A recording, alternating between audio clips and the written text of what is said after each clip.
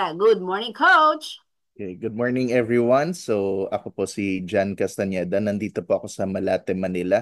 So before po ako mag-Herbalife, dati po akong empleyado, dati rin po akong public official, dati rin po akong negosyante. Um, ang tapos medyo okay naman kinikita kaya lang ayan lumobo po tayo ng gusto dahil doon napaka-unhealthy ng lifestyle, very stressful. First 6 months ko po nung nakilala ko po Herbalife, nag-alo tea shake tapos kasama rin yung mga favorite nating mga tablets such as Fiber and Herb, Fiber Bond, vitamins and minerals, mineral herbal complex. Ayun po nakatulong po sa pag-lose ng um, 67 incredible pounds in my first 6 months po. And ang mas maganda po doon, yung energy level ko ang taas-taas. Tapos, yun nga, hindi na mabigat sa pakiramdam. Yun yung number one na ginawa sa akin ng Herbalife. And of course, dahil na-sharean ako dyan sa Herbalife, nakapag-share rin po ako sa iba. Ngayon, mas maganda, hawak po natin ang oras natin at right now, later papunta po akong company wellness para po mag-share ng mga um, mag-share po sa ibang tao rin. At ayun po, paalala ko lang rin po yung yung mga trainings na binanggit po kanina. Napaka-importante po niyang mga trainings dahil yan po ang makakatulong po sa inyo both sa health at saka sa pag-grow ng Herbalife business niyo kung sakaling interesado kayo. Okay, ngayon naman i-discuss po natin ang ating topic for today. So, yan medyo popular topic yan. Sugar po. Usually iniisip po natin pag sa prutas ba, masama ba siya? Meron kasi mga nagsasabi mga matataas ang blood sugar. Ay, ayaw kong kumain ng prutas dahil kasi mataas ang sugar niyan. So malalaman po natin kung good or bad ba yan. Tapos didiscuss rin natin yung ibang mga fruit-based na mga sweeteners po. Okay, ito po ay ginawa po ni Dr. Susan Bowerman. Siya po ang ating Senior Director for Worldwide Nutrition Education and Training. So, doon naman po sa next slide natin. Ayan. So, ang fresh fruits po ba, ano po ba ang binibigay niya? Puro ba sugar ba? Puro carbohydrates? Actually, ayan, nakasulat po dyan na natural sugar content po ang binibigay ng ng fruits. In particular, yan po yung fructose at saka yung sucrose or sucralose.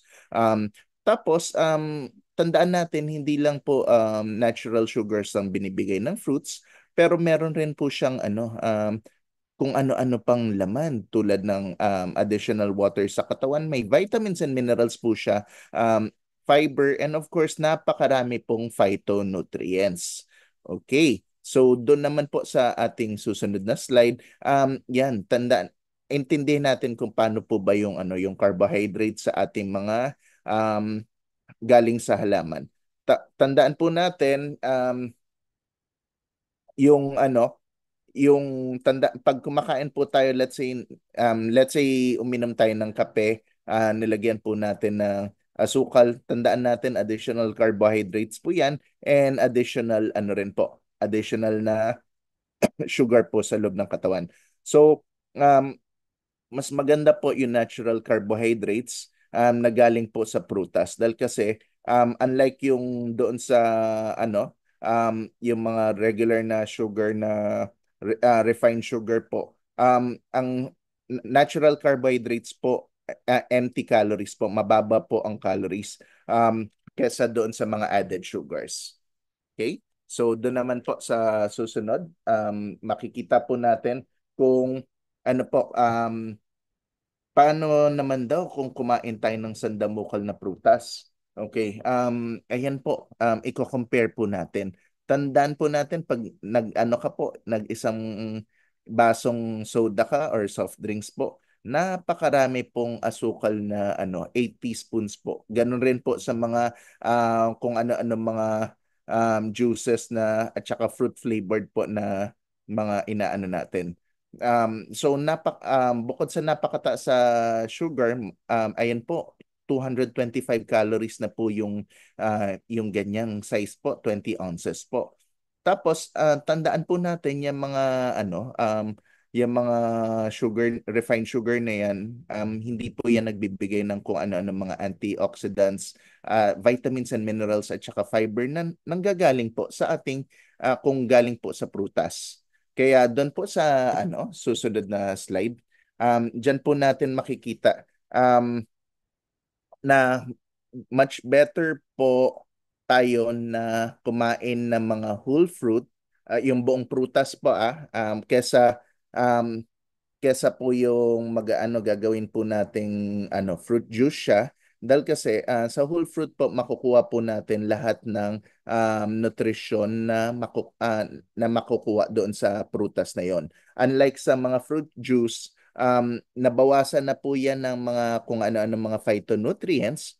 Tapos, syempre, minsan lalagyan nga natin ng artificial sugar, mas tataas pa po yung calories natin.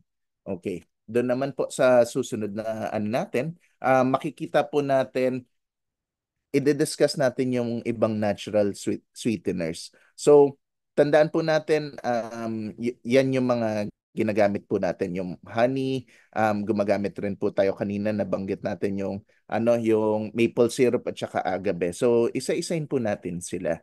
So, sa syrups po, sa honey, tandaan po natin medyo comparable po yung niyan, yung sweets nun. So, meron pong small amounts yes, ng mga vitamins and minerals po ang honey. Kaya lang, napaka-minimal po na makukuha. So, as much as possible po, medyo bawas-bawasan natin.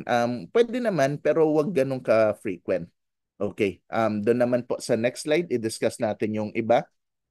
So, tandaan natin, honey and minimal maple syrup po, at least minimally refined po siya. Hindi yung talagang purely refined tulad ng mga sugar na nakikita natin sa So, kung ano yung usually binibili natin, medyo pretty close po yan doon sa kung ano nakukuha. Diretso from nature po. So, hindi siya katulad ng refined sugar. Tapos, ayan, alam naman po natin yung mga bees, kinukuha yung nectar sa mga halaman o sa mga bulaklak. Tapos yan po yung diyan po nagmumula yung natin, yung honey natin, galing po doon sa nectar. Tapos yung sap naman po ng mga maple trees, yan rin po minimal processing rin po. Maple trees, usually wala po tayo masyado dito, pero sa North America po marami po. And of course, yung agave syrup, although hindi tayo ganun familiar sa kanya, galing po yan sa sap ng agave. Ang agave po ay isang halaman na medyo related po sa cactus.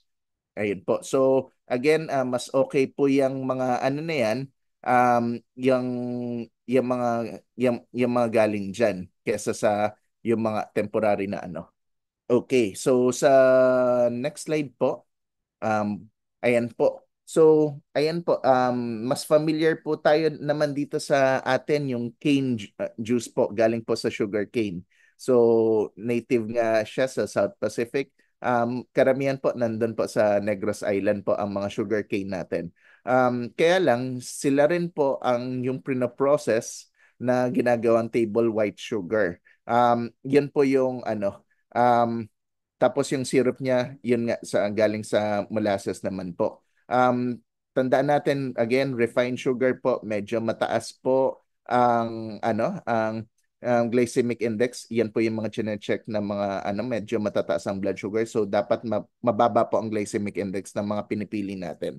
Tapos tandaan rin po natin, meron rin pong mga syrups na galing sa mga iba't ibang grains, tulad ng sa barley at saka sa brown rice syrup po. Ayan. Yes, from time to time, okay naman po siya. Okay? And finally, doon po, health. So again, balik tayo doon sa question.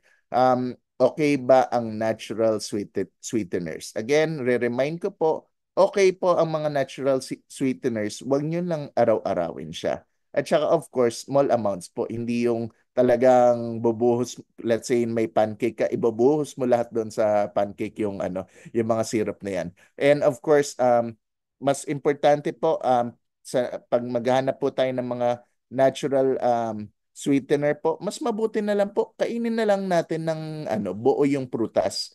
Para hindi lang po yung mga sugar ang nakukuha natin doon, makukuha rin po natin yung mga iba't ibang vitamins, antioxidants, phytonutrients po na makukuha doon sa mga whole fruit po na usually natatanggal po kapag ginawa mong juice pa siya. Okay. So, ayan po ang tips po natin regarding sugar. So, again, reminder, maganda po ang ano po, yung mga sugar na galing diyan sa mga iba't ibang syrups galing sa plants. Pero alagaan po natin na hindi po natin dadalasan. Okay. Thank you very much. So, back to you, Coach Jessie. Yes, Coach Jan, noted. So maraming salamat sa iyo.